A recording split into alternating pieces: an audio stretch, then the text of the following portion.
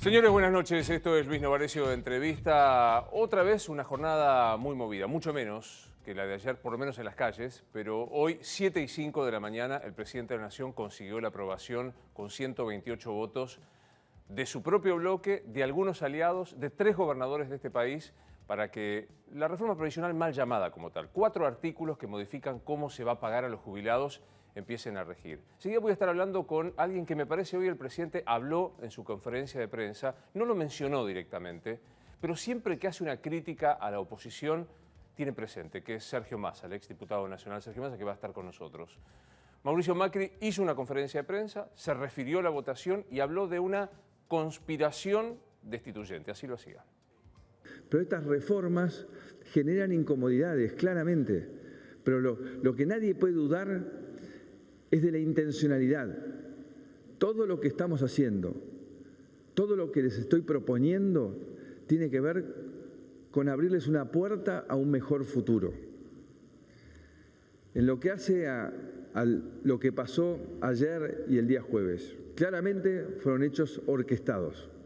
Y la justicia está participando, está investigando, el juez Bonadío, lo que pasó el jueves, el juez Sergio Torres, lo que pasó el día de ayer, y la verdad que confío en lo que están haciendo ellos, contrariamente a lo que hizo la jueza de la ciudad, invadiendo competencias que no le correspondía. ¿Cómo se llamaba esta jueza?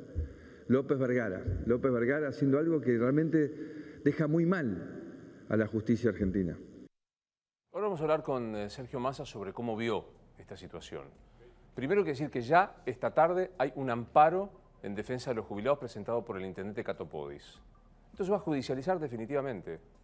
Pues se puede decir cualquier cosa de si es mejor, si es peor aritméticamente, pero que es inconstitucional, porque es retroactiva, afecta a derechos adquiridos y sobre todo discrimina a jubilados hasta 10.000 pesos, por un lado, a jubilados que tienen el derecho al haber por haber aportado los 30 años y aquellos que pagaron una moratoria.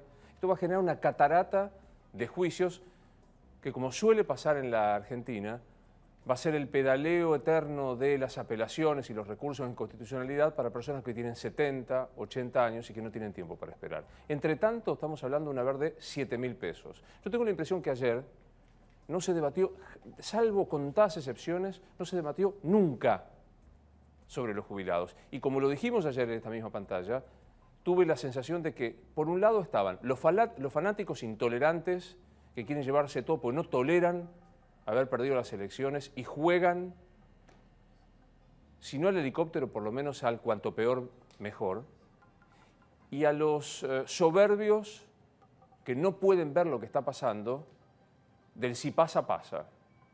No va a haber reforma previsional, dijo Marcos Peña, antes de las elecciones del 22 de octubre. Hay reforma. La reforma es buena, este sistema no les hace perder dinero, pierden plata, pero no poder adquisitivo, le dijo a este cronista Pablo Tonelli. Vino la compensación. Y si no sale como nosotros queremos, vamos por un decreto de necesidad de urgencia. Así penduló, la clásica, esto es la grieta. No solo es el desprecio verbal, es lo que ocurrió. Y un dato más para tener en cuenta de este día muy impactante. El juez Ercolini ha decidido procesar con prisión preventiva a Fabián de Sousa y a Cristóbal López por un acto de defraudación agravado que significó que por 3 años el Estado Nacional no se dio cuenta que cada vez que vos y yo íbamos a cargar naftas en las estaciones de Cristóbal López, dejábamos un dinero que por obligación de ley la empresa debía retener para inmediatamente depositar en el Tesoro de la Nación y de esta manera cumplir, como se conoce en la jerga, como agente de retención. 2013, 2014 y 2015 no lo hicieron. Hoy el juez Torres decidió por qué la prisión preventiva. Porque para tratar de evadir a la justicia intentaron vender las empresas. Este es un acto clásico de ilusión o de entorpecimiento. También se lo procesó al otrora dueño del bien y del mal de los impuestos, que era Ricardo Echegaray, el hombre que podía enviar una inspección general a cualquiera con el solo motivo de por el solo motivo de haber disentido. Alguien puede decir, es un año muy especial de Comodoro Pi. Me parece que está bueno separar. Una cosa es lo que pasó con Julio De Vido, otra cosa es lo que pasó con Amado Vudú, y esta tercera, si vos no pagás el impuesto del monotributo, y lo sé por experiencia, te suspenden y no podés hacer tus facturas. Si te olvidás, y lo sé por experiencia, de hacer un cambio de domicilio, la FIP rápidamente suspende. Y probablemente esté bien que la AFIP controle de esta manera tan rigurosa y tan puntillosa a los que pagamos impuestos. Claro, se le pasaron 3 años, de 8.000 millones de dólares, de 8.000 millones de pesos, que algunos hacen un cálculo con los intereses impunitorios podrían llegar entre 30 y 40.000 millones. La mitad del ahorro que se hace con los jubilados que hoy ganan 7.000 pesos. Vamos a hablar con Sergio Massa de todo esto, particularmente la sesión, con la decisión de avanzar en el presupuesto. Mañana hay Senado para tratar este tema y con un diciembre otra vez en la Argentina que quedará en la memoria no buena, por supuesto, de la mayoría de los argentinos. Recibo a Sergio Massa. Hola, Sergio. ¿Cómo va? ¿Cómo estás? Muy bien. Gracias por venir. No, por favor. Por favor. Difícil llegar a fin de año, ¿eh? Sí, en realidad tenemos un signo trágico con diciembre los argentinos. Es difícil. Bueno, ¿arrancamos? Cuando usted diga. ¿Lo quisieron voltear a Macri? No, a mí me parece que solo en la cabeza de algún loco puede estar la idea de que en la Argentina no haya democracia para siempre. Yo creo que vos, yo, que somos hijos de la democracia, yo nací a mi vida cívica en democracia, no entiendo otra manera de gobierno y otro estilo de vida que el de la democracia, así que tenemos el desafío de cuidarla y fortalecerla, aceptando que puede haber gente que piense distinto. Lo que sí tenemos que tener es una actitud muy rigurosa de condena a los violentos, porque los violentos no son parte del sistema democrático. Hoy el presidente les reclamó a ustedes que no condenaron, a la oposición, quiero decir, que no condenaron a los violentos. Bueno, pero evidentemente el problema es no haber escuchado los discursos. Yo la escuché a Mirta Tundis, a Marcela Paso, a Adriana Nazario, a Daniel Arroyo, a Graciela Camaño, a Felipe Solá, y todos plantearon la condena de la violencia. Lo que decían es, no le respondamos a la violencia con más violencia. Y te planteo esto porque son 6 nombres de los que hablaron ayer en la sesión de mi bloque, importantes, que de alguna manera marcaron nuestra posición. Nosotros tenemos una clara posición de repudio contra los violentos, porque además fuimos víctimas de la violencia. Yo fui víctima de la violencia de Estado. A mí el kirchnerismo no es que solamente me atacó políticamente. Me balearon una caravana en La Matanza, una caravana en José C. Paz, me apedrearon, me entraron con un agente de inteligencia a mi casa, así que nosotros enfrentamos en su momento la lógica del uso del poder del Estado o de la brutalidad violenta de la política. Vuelvo a la primera pregunta. ¿El kirchnerismo querría verlo afuera del poder a Mauricio Macri? ¿Es el club del helicóptero? ¿Funciona? A mí me parece que ahí lo que hay es una dinámica que muchas veces les hace perder de vista lo importante, ¿no? Y entonces entran, es como que se van retroalimentando entre ellos en una cosa de relato y contrarrelato, ¿no? Creo que es parte de la enfermedad de la grieta de la Argentina. Hay que construir un relato y un contrarrelato, y eso mantiene entretenida a la gente en una pelea en la que, digamos, para unos otros son el diablo, para otros son el diablo, ahora en el medio está la verdad. Y el problema es que la verdad desaparece de la discusión. Vos fíjate que estamos discutiendo la violencia, que la tenemos que condenar. Estamos discutiendo la actuación de la policía, cuando los policías son trabajadores y los tenemos que proteger.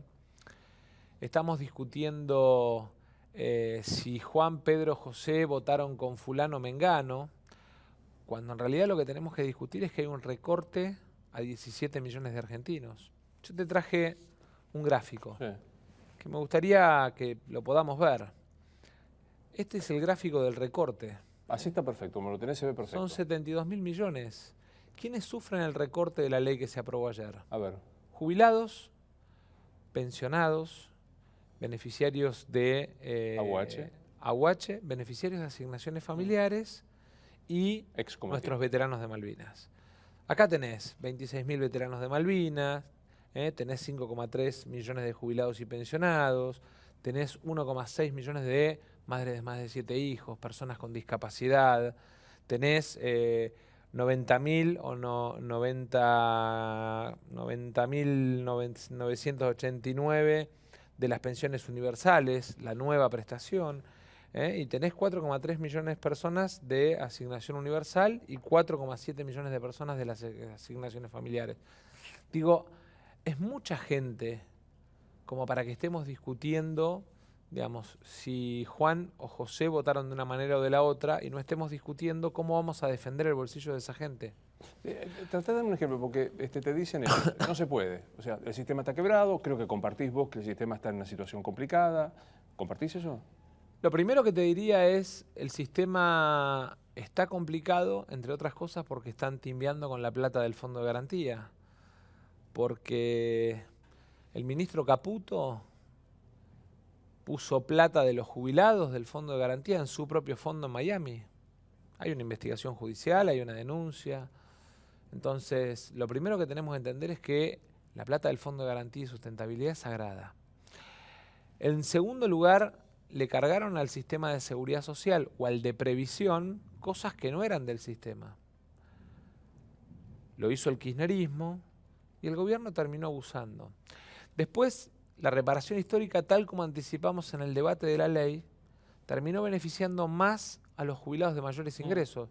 Hay 100.000 jubilados que se llevan 1.700 millones de pesos al mes, los de más arriba, y hay 200.000 jubilados, los de más abajo, que se llevan 200 millones de pesos al mes en la reparación. Con lo cual, ahí tuviste un problema en la lógica de distribución del ingreso, que te alargó la brecha o la distancia entre uno y otro, pero además tuviste un problema de aumento en el flujo de gasto. El stock lo pagaste con el blanqueo, pero el flujo después lo tenés que pagar con los ingresos. Ahora, ¿cuál es el problema? Que en el medio aparecen cosas que suenan harto injustas. Vos decís, mira, la plata no me alcanza, le recorto al jubilado. Pero en el medio le regalás a las mineras las retenciones, en el medio le regalás a Philip Morris una rebaja de impuestos en la ley tributaria de hoy, en el medio le regalás a los que blanquearon una rebaja en el impuesto a los bienes personales, que es el impuesto más progresivo de todos, porque uno paga de acuerdo al patrimonio que tiene. Entonces, ¿eso alcanza? Digamos, si yo sumo mineras, blanqueo y la tercera que no me acuerdo que mencionaste, Philip Morris, ¿alcanza para compensar los 72.000 millones? Te agregaría que en renta financiera hubo... Vos, un trabajador que nos está viendo, en el aguinaldo va a tener un descuento del 35% del impuesto a las ganancias. Pero resulta que los que ganaron con las LEVAC no tienen 35%. Porque la propuesta de gravamen a la renta financiera es así de chiquitito y para el laburante es así de grande.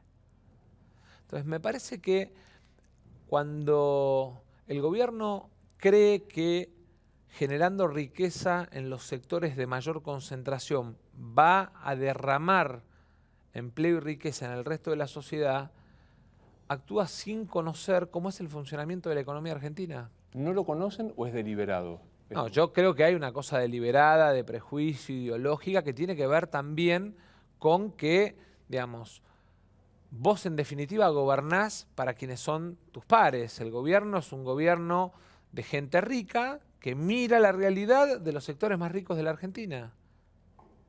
El gobierno de Macri es un gobierno de ricos para los ricos. Sí, claramente. Ahora, una pregunta ingenua. El gobierno quiere quedarse en el poder. Demostró que tiene vocación de quedarse, que va por la reelección, etc. Sí, y que además tiene una enorme capacidad para destruir al que se para enfrente. El gobierno no construye virtudes sobre sus candidatos, sino, digamos, usa sobre todo el sistema de redes en el que impacta de manera silenciosa. Vos no lo ves en un permanente bombardeo. Bueno, vos lo sufriste cuando le hiciste la nota a Cristina, digamos. ¿Querés que podemos ver lo que pasa después de esta nota? Sí, claro. Pero además, si querés, grabamos el proceso y vas a ver que cuentas que tienen 20, 12, 14 seguidores hacen 100, 150, 200 retweets. Yo lo que creo es que hay un día en que la realidad es la realidad. Ayer hubo violentos en la plaza a los que tenemos que meter presos.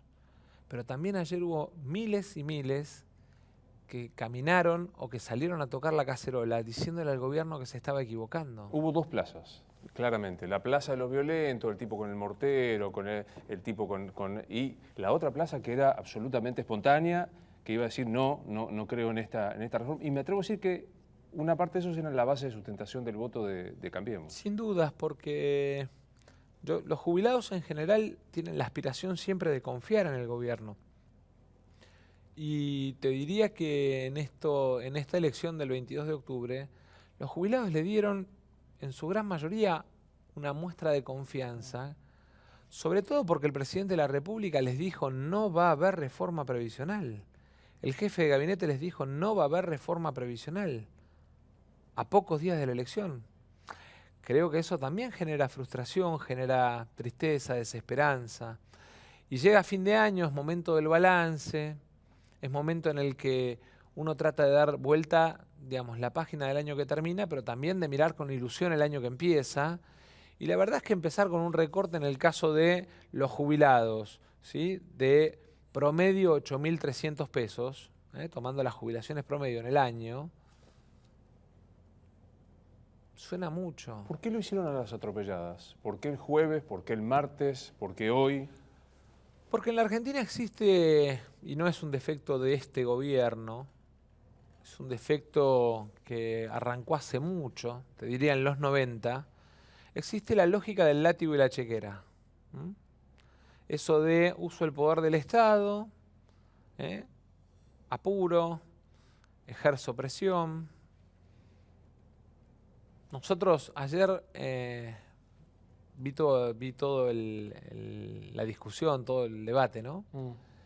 Y una diputada nacional que es de un distrito muy chiquitito, de General Lavalle, Marcela Paso, hace la explicación de por qué el látigo y la chequera es malo y cuenta cómo a ella, Scioli y el kirchnerismo, siendo intendenta del Frente Renovador, la presionaban para cambiar su posición y cómo resistió y cómo nos siguió acompañando y cómo nos ayudó a construir el Frente Renovador. La verdad es que creo que esa es una de las peores herencias, o una de las herencias que hay que desterrar. Esta idea de sos gobernador, si no venís, no ponés la carita, no sentás obligado a tu diputado. Diputados que además, pobres, habían hecho declaraciones en contra del proyecto previo al compromiso del gobernador y que te dicen, o que dicen públicamente, bueno, yo en realidad no creo en esto, pero lo voto porque me lo pide mi gobernador. Es como que se va transformando, se va debilitando la democracia. Digresión sobre este tema. ¿No estuvo Scioli en el momento de votar? Bueno, tantas veces no estuvo Scioli.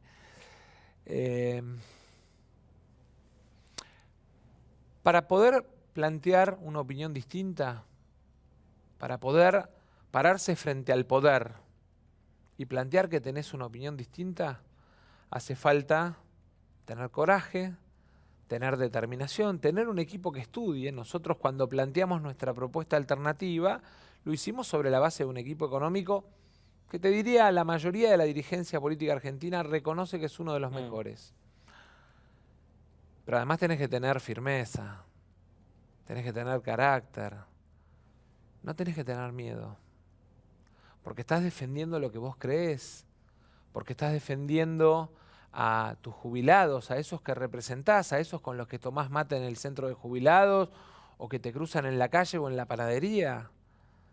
Porque estás defendiendo a los tipos que fueron a arriesgar su vida por un pedazo de territorio. Scioli no tiene carácter, no tiene... ¿Scioli es? Scioli, ya sabemos lo que es Scioli. Ya lo he dicho no una, 100 veces. Me parece que... ¿En tu barrio qué dirían que es Scioli? En mi barrio... No, no quiero caer en la del barrio. Te diría, en todo caso, él debió haber estado ahí defendiendo a quienes prometió en campaña que iba a defender. Hoy Mauricio Macri dijo, esto fue organizado, hubo un intento de desestabilización, dijo Rogelio Frigerio, y Elisa Carrió dijo, frenamos el golpe. ¿Cuánto hay de eso? Si hay alguien que tiene en la cabeza, digamos, quebrar el sistema institucional de la Argentina, tiene que saber que a nosotros nos va a tener enfrente. Nos va a tener al lado del gobierno defendiendo el sistema democrático argentino. Ahora, Desde Alfonsín en la rural en adelante, todos los gobiernos hablaron de desestabilización, de golpes, Menem en su momento, el kirchnerismo en su momento también planteaba la idea de la desestabilización y el golpe con la 125. Y en realidad Cobos nos salvó del infierno, no es que había un golpe, había sentido común que decía, muchachos, paren esta locura porque... Me parece eso, me parece que lo que hay que entender es que hay veces que la gente no está de acuerdo con las medidas de gobierno y que hay dirigentes que piensan distinto a los que gobiernan y eso es la democracia y tenemos que acostumbrarnos a tolerar al que piensa distinto. ¿Macri tolera al que piensa distinto? La verdad es que por momentos pienso que sí y por momentos me da la sensación que no. Yo te conté en la charla que tuvimos previo a la elección. Cuando discutimos la ley de blanqueo y de reparación histórica, el presidente me llamó desde Colombia para pedirme que sacáramos de la ley a los familiares. Nosotros poníamos un artículo que impedía que los familiares de los políticos pudieran blanquear.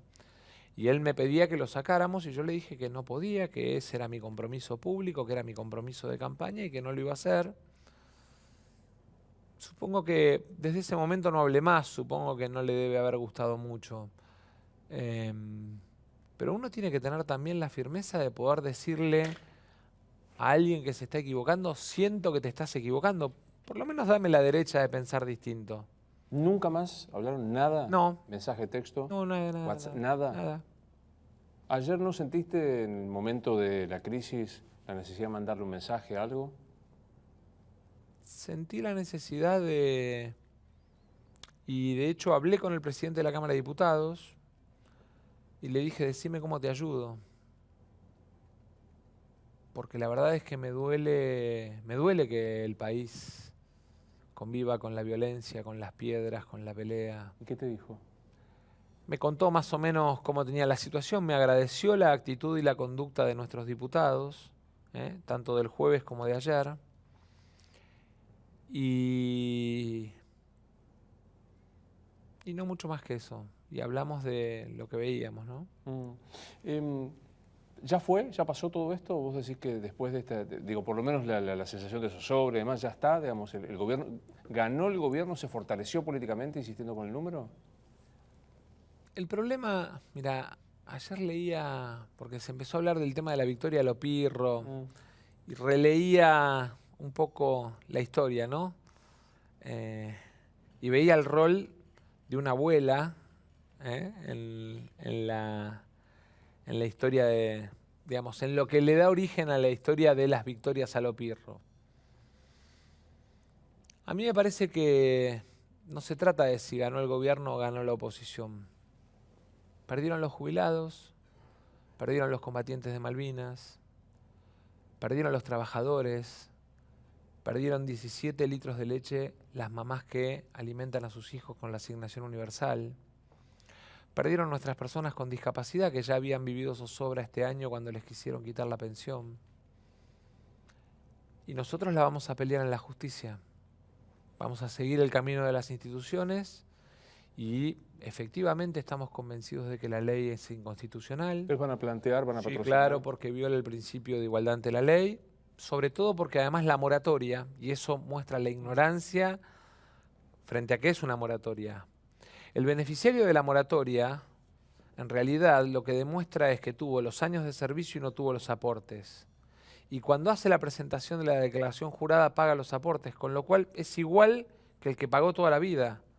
La diferencia está en que tuvo un empleador delincuente que no le pagaba las contribuciones y los aportes. Viola además la idea de la progresividad y sobre todas las cosas la idea de la irretroactividad de los derechos, ¿no? Si no es esto, explota, dijo Macri en una entrevista que concedió. Pero ¿y por qué hay para bajarle a las mineras, hay para bajarle a las tabacaleras, hay para bajarle a Coca-Cola y no hay para darle a los jubilados? Te van a decir que eso es demagógico, que no alcanza. Dame números, te van a decir. Bueno, discutamos los números, hagamos una mesa, sentemos a Labaña, a Piñanelli, a de Mendiguren, a Arroyo, pongamos los números sobre la mesa, pero discutamos números de verdad. El año pasado la discusión de ganancias fue igual, números 80.000 se va a desfinanciar el Estado, después terminaron haciendo casi lo mismo en el Senado, no se desfinanció el Estado, pero además como no pusieron la norma de progresividad que nosotros planteábamos, llegamos a diciembre y con el aguinaldo los laburantes van a tener que pagar el impuesto a las ganancias. Algo que dijeron que no iba a pasar nunca más. En mi gobierno los trabajadores no van a pagar impuestos a las ganancias, dijo el entonces candidato y hoy presidente. Porque, digamos, ¿es más por amor o es más por espanto al kirchnerismo el apoyo que tuvo el gobierno en la última elección? Las cosas no son, digamos, lineales. Yo te diría, en todo caso, nosotros no tuvimos la capacidad de decirle a la gente con fuerza, con vehemencia, con inteligencia, miren, para que no caigamos en la lógica de la prepotencia de unos u otros, construyamos algo distinto. A lo mejor nos faltó esa polenta, esa inteligencia, los recursos. Los recursos en las campañas terminan pesando mucho, la diferencia, la asimetría entre una fuerza política y otra es brutal.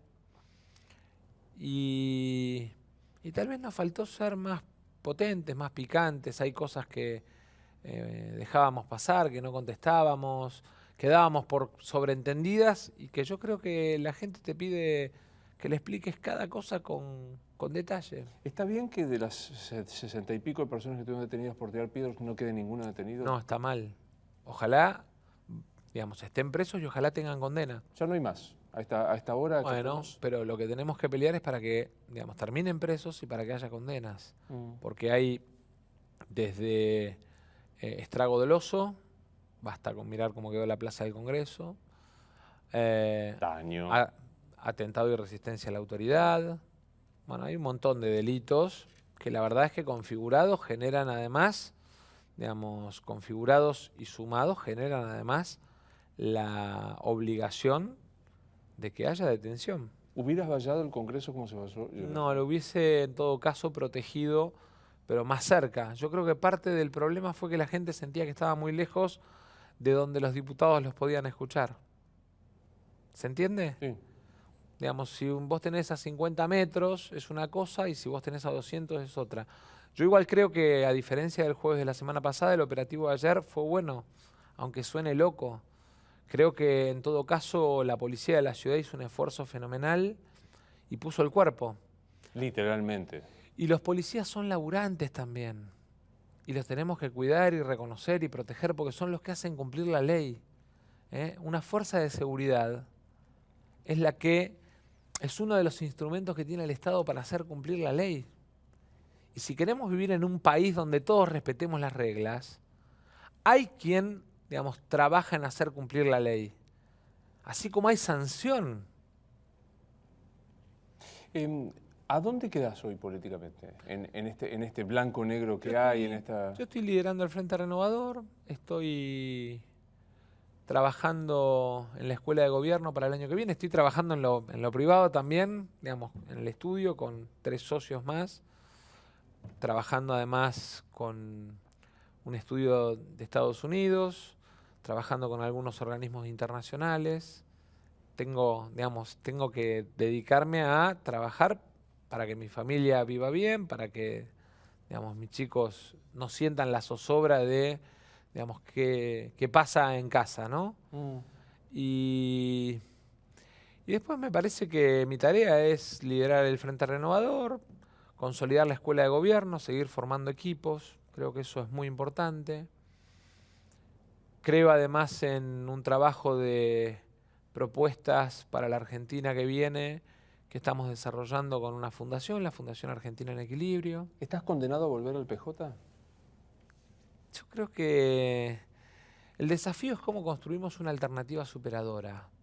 La Argentina no quiere volver al pasado, de la soberbia, la violencia y la corrupción, pero quiere un presente más justo y quiere un futuro más justo. ¿Porque el PJ es el pasado?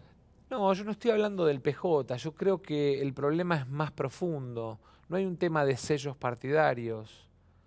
La sociedad lo que quiere es que tengamos la capacidad con peronistas, con gente de centro, progresista, de construir una alternativa a Cambiemos que le muestre que podemos tener un futuro mejor, que tenemos equipos para competir y para mostrar que podemos hacer mejor las cosas, que tenemos la capacidad de alguna manera de construir mayoría sobre la base de los sueños, de la esperanza, y no sobre la base de la frustración o el fracaso del otro. Yo quiero que al gobierno le vaya bien. ¿En serio? Te lo juro por mis 2 hijos, quiero que le vaya bien. Porque además va a elevar el nivel de la competencia para adelante. Y no es la primera vez que lo digo. Y además demostré con gestos que yo quería que al gobierno le vaya bien. Porque cuando el gobierno necesitaba leyes para salir al mercado de crédito, nosotros pusimos nuestros equipos, nuestro talento, nuestras ideas y ayudamos. Cuando me pidieron que vaya a mostrar que en la Argentina había y nacía una nueva etapa entre el oficialismo y la oposición, lo hice. Eso es Davos. Y lo hice orgulloso, pensando en el país. No lo hice, digamos, pensando en cuánto me significaba. Es más, muchos de los que son parte de mi equipo, en ese momento me dijeron, no le regales ni un litro de sangre. Ellos son gobierno, nosotros oposición. Y la verdad es que mis hijos son chicos, yo vivo en este país. Quiero vivir en un país al que le vaya bien. Después me puede tocar a mí, no me puede tocar, es indistinto. El gobierno creo que aprovecha una situación de una oposición muy, muy fragmentada. ¿Es tu voluntad primero? ¿Por qué Pero no? es que es contradictorio, porque primero, digamos, hablan de una oposición fragmentada, sin liderazgo, y después hablan de complot. En realidad es el día, digamos, el discurso que conviene, el día que conviene, ¿se entiende? Y usan a 4 o 5 empleados, que eran, digamos, que son los Sandra Russo de este momento, ¿Quiénes son? para repetir, basta con abrir algunos tweets o algunos portales, te das cuenta. Yo no hago periodismo de periodistas, yo soy un dirigente político que tiene sus sueños, sus ideas, pero la gente no es tonta. La gente ya aprendió a distinguir, ¿eh? No es casualidad que este año te hayas llevado tantos premios. En un año en el que apareció la discusión entre Corea del Norte, Corea del Sur y Corea del Centro, creo que hay un punto en el que el pararse en el sentido común empieza a tener premio. ¿El gobierno tiene 678?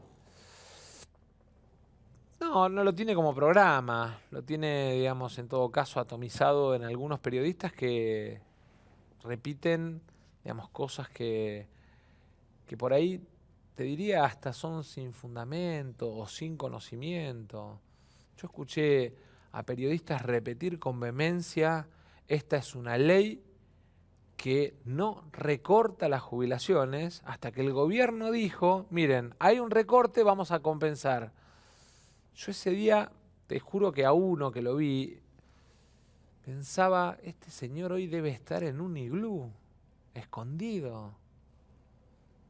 Entonces me parece que tenemos que volver a la idea de que desde distintos lugares, en el 2015, Cambiemos y el Frente Renovador le ofrecimos al país alternativas a algo que queríamos superar. Me parece que lo tenemos que superar como modelo de construcción de país. Vos lo Porque si mencionaste. no terminamos Sí. en kirchnerismo para ricos. ¿Mm? Dos definiciones que ya venís diciendo. El gobierno de Macri es un gobierno de ricos para ricos y el gobierno de Macri es kirchnerismo prolijo. ¿Prolijo? Lo de prolijo, digamos, viste que en la Argentina las causas judiciales se mueven 15 años después, 10 años después. Dentro de 15 años lo vamos a saber. Pero me parece que lo más grave es esta idea de tengo el poder, tengo la razón. Tener el poder no es tener la razón. Tener el poder es tener una herramienta para cambiarle la vida a la gente. Le quito el adjetivo. ¿El gobierno de Macri es kirchnerista? Tiene actitudes, lo dije en marzo del 2016 ya. Es más, lo dije en un programa en el que estabas vos como co-conductor. Sí, digamos, y digamos, y tiene reacciones, esto de acusar, demonizar al que piensa distinto, Es muy kirchnerista. Vos lo aludiste al principio. Aquí Graciela Camaño fue todavía más específica. Hablabas de los tweets y de las redes, los trolls, los bots. Graciela Camaño dijo: Marcos Peña es el gran hermano de la Argentina. Tiene más de 100 datos de cada uno de nosotros de la base del ANSES, distintos datos. Sí, Jefatura de Gabinete concentró al principio del gobierno los datos de todas las bases de datos del Estado. Cédula de identidad o registro RENAPER, ANSES, AFIP, Superintendencia de Seguros, Superintendencia de Salud. Sí, son muchos datos. Digamos, una cosa es que yo sepa que vos te llamás Luis Novarecio y una cosa es que sepa que te llamás Luis Novarecio, cuál es tu número de documento, cuál es tu domicilio, cuál es tu obra social, cuál es tu grupo familiar, qué auto tenés. Obviamente que eso permite trabajar de manera distinta, inclusive en el proceso electoral, ¿no? ¿Es el Marcos Peña de estos tiempos? ¿Es el Marcos Peña, ese gran hermano? Yo no sé si es un problema de si eso no es el gran hermano. Digamos, Graciela en eso tira las definiciones en función de que la gente le encuentre, digamos, una explicación a lo que está tratando de decir. Lo que sí me parece es que cuando vos tenés tanta información, lo mejor es que haya control por oposición. Y lo más triste de todo esto es que hubo una iniciativa para que hubiese control de la oposición, de la administración y utilización de bases de datos, y no hubo cabida para llevarla adelante. Pasado como pasaron los episodios, Maldonado, el jueves pasado, ¿Patricia Bullrich debe seguir siendo la ministra de Seguridad? Y nosotros no somos objetivos en eso, porque lo planteamos ya varias veces. El tema de su rol, de la falta de profesionalismo. Graciela planteó además del pedido de renuncia al juicio político. Nuestro bloque en ese sentido es muy crítico, sobre todo porque además tenemos en el medio un código penal completo, presentado. Pasaron 2 años, no lo pudimos discutir. Normas procesales, que pasaron 2 años y no pudimos discutir. Leyes que son fundamentales para el funcionamiento, por ejemplo, de los premios de la Fuerza de Seguridad, la ley de extinción de dominio. Duerme en el cajón de los justos en el Senado.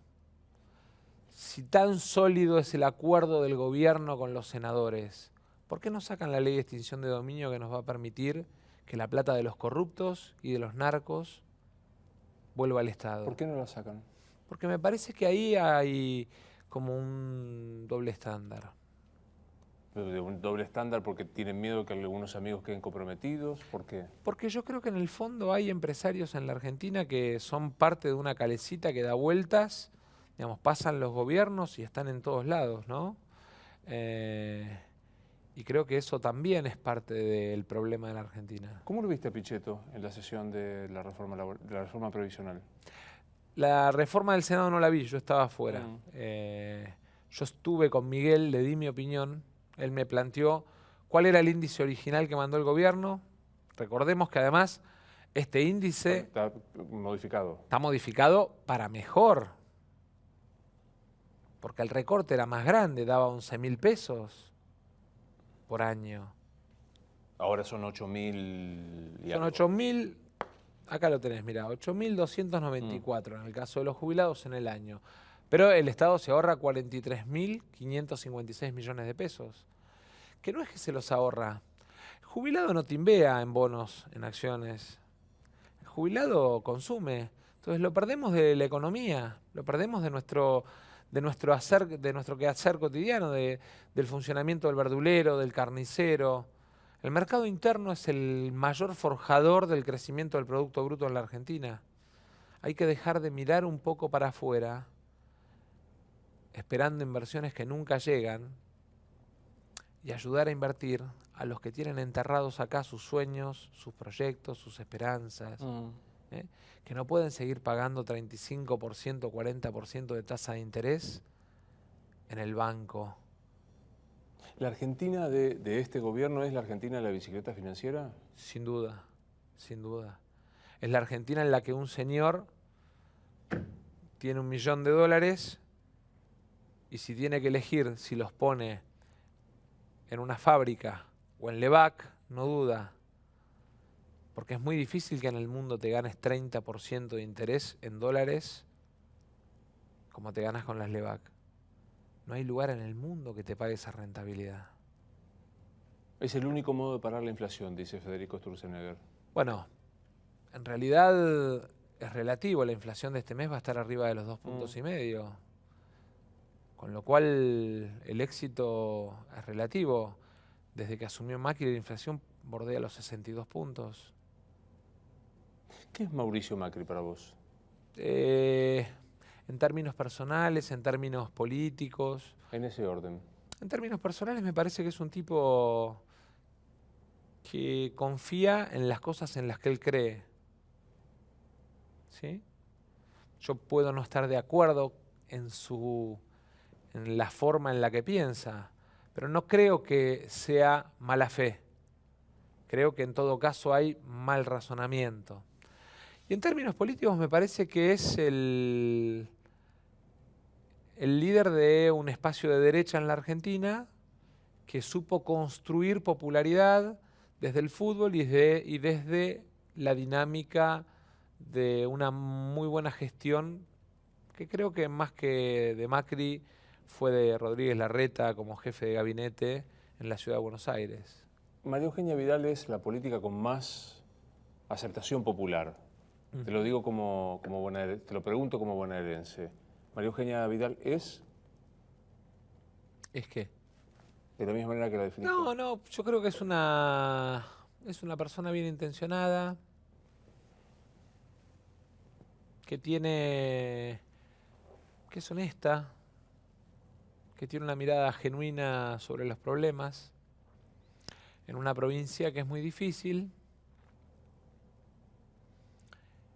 y que en todo caso me da pena cuando sobreactúa cuestiones que, digamos, me parece que no tienen que ver con lo que transmite que piensa, ¿no? Por ejemplo. Por ejemplo, decir los jubilados no van a perder plata cuando ella sabe que los jubilados van a perder plata con esta ley. ¿Es la más peronista de Todo Cambiemos? Me parece que el más peronista de Todo Cambiemos es el Colorado Santilli.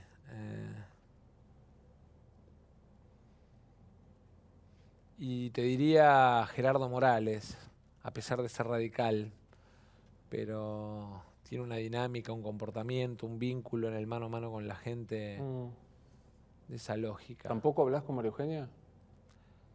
En términos políticos, quiero decir. Con Macri no tenés ningún diálogo. Cuando hay alguna... Nosotros tenemos en la legislatura bonaerense todavía, producto de la elección del 2015, hay un equilibrio un poquito más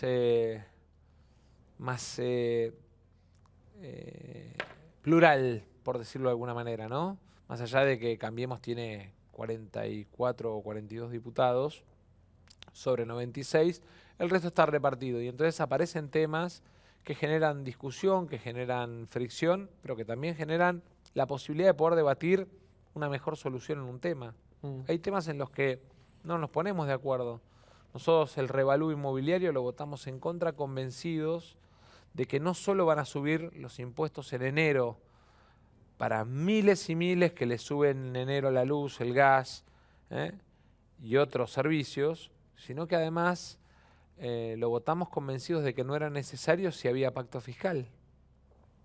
Entonces rechazamos el revalúo inmobiliario porque en realidad lo que rechazamos es que la clase media siga perdiendo todos los días contra la luz, contra el gas, contra los impuestos, mientras hay sectores que se benefician, te vuelvo a repetir.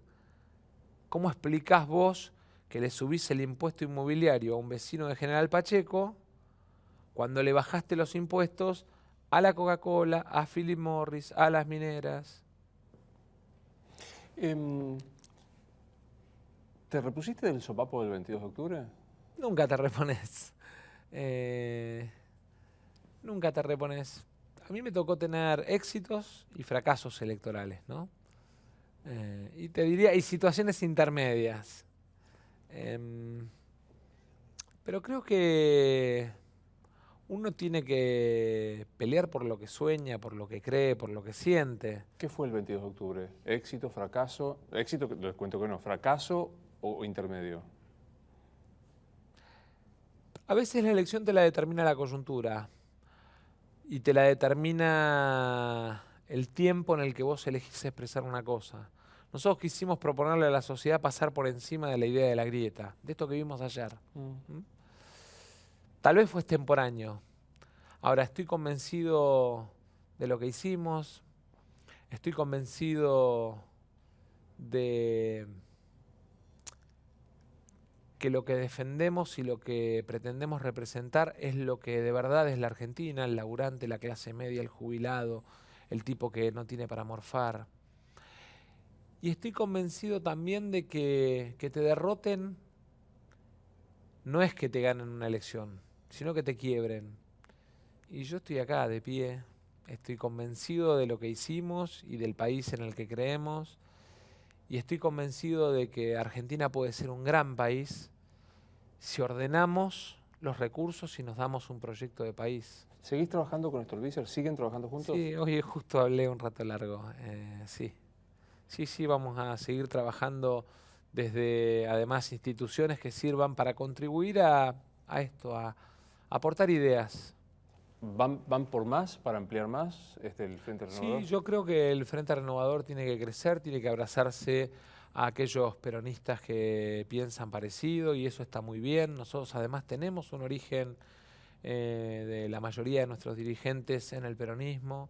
Tenemos amigos, tenemos una historia común con muchos, aún con peleas y con diferencias, pero lo que tenemos que poder es contarle a la sociedad dónde vamos. No contarle de dónde venimos, porque en definitiva el de dónde venimos sirve en todo caso para describir nuestro ADN. ¿Quiénes son tus amigos peronistas? ¿Pensá en dirigentes? ¿Mis amigos personales o de la política? Los amigos a los que estás aludiendo. Es decir, tenemos muchos amigos peronistas que podrían converger o no en este encuentro. De los dirigentes, no sé, pienso en los gobernadores. Tengo una excelente, con quienes tengo una excelente relación. Para mí la palabra amigo, yo tengo... Claro. Mis amigos son de la vida, no son de la política.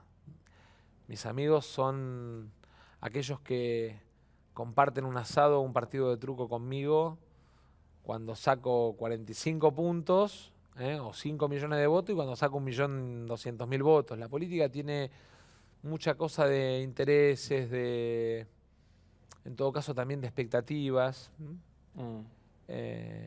Ahora, buena relación tengo con varios gobernadores. ¿Con quiénes? Tengo una buena relación con el gobernador de San Juan, al que respeto y valoro mucho. Tengo una muy buena relación con Gustavo Bordet, que además es el único gobernador hincha de Tigre y eso lo hace más especial todavía. Tengo una buena relación con Carlos Berna, una muy buena relación. ¿Con Urtubey? Tengo una buena relación con Juan. Hablamos hace un par de meses. Nos conocemos hace mucho, tengo una buena relación. Tengo una muy buena relación, aunque no es, digamos, considerado gobernador peronista, con quien sucedió al mejor gobernador que tenía la Argentina para mí, que era Mario Das Neves, con Mariano Arcioni. Fuimos compañeros de facultad a los 5 años, nos sentábamos juntos en el mismo banco, así que lo conozco mucho. ¿Urtubey es el más macrista de todos los gobernadores peronistas? Urtubey es un dirigente moderno, es inteligente, es audaz y además conoce los problemas de la Argentina. Yo no estoy para descalificar, al contrario, creo que es un dirigente calificado Urtubey. Llama en este momento Mauricio Macri. Sí. ¿Qué le decís? Buenas noches, ¿cómo le va, presidente? Próxima cuestión. Te llama después de lo que pasó entre el jueves y ayer. Para decirme que... Quiero tu opinión. Yo, en el decreto de promulgación de la ley, haría que esta ley rija a partir del 1 de abril y resolviera el 80% de los problemas. ¿Le das el cálculo que correspondía por marzo Sí. con el viejo sistema?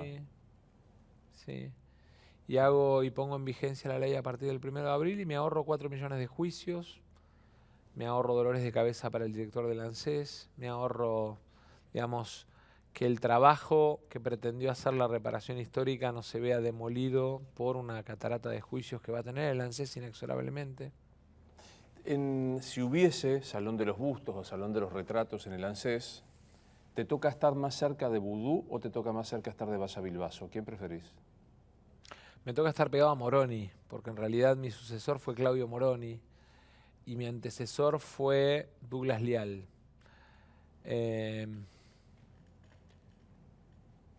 Para atrás estuvo con el menemismo Horacio Rodríguez Larreta como gerente general, pero no me acuerdo el nombre del director ejecutivo. Y estuvo el Cholo Pose. Ubicate la foto. ¿Más cerca de Valla Bilbaso o más cerca de Vudú? Te diría más cerca de Moroni y en todo caso más cerca de Moroni y de Bocio. ¿De Vudú o de Valla Bilbaso? Más cerca de Moroni y de Bocio. A mí me gustaría que podamos ver los números del Fondo de Garantía. Hoy. Claro, me gustaría que podamos ver cuánto se pagó de comisiones por colocación de acciones, a quiénes. Me gustaría ver cómo fueron las operaciones de compra y de venta. Hoy tenés una sospecha, lo dijiste al comienzo. Hay una causa judicial, hay un juez que tiene para resolver. El problema es que cuando pasa el tiempo, el funcionario tiene el poder de poder ordenar. A veces, digamos, la doctrina Irursum no solamente sirve para los que se fueron. Aquella doctrina que dice, el que tuvo poder sigue teniendo lazos como para sostener el poder y por eso lo mando detenido a... Yo lo que digo es muy importante que sepamos el destino de esos fondos porque es la plata de los jubilados. Siempre termino con algo más personal. La otra vez que viniste te costó. No me compliques, por favor, la vida de vuelta con qué me reencarnaría. ¿Me vas a preguntar de vuelta eso? Vos sabés que venía en el auto y venía pensando, ojalá que no me pregunte nada de la reencarnación, pero ¿qué me querés preguntar? Elegí en quién querés reencarnar.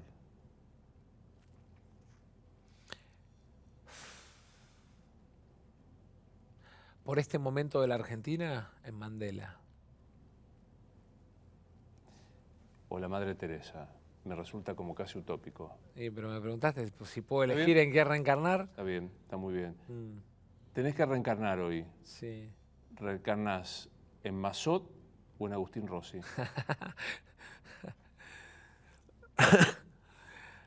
En Nico, porque es más joven y va a vivir más tiempo. O sea, nada más que por una cuestión utilitaria. Biológica. ¿El kirchnerismo fue? Eso lo va a decidir la sociedad. En las urnas mostró que todavía tiene capacidad de pelea. Y tenemos que ser respetuosos, porque lo votó mucha gente.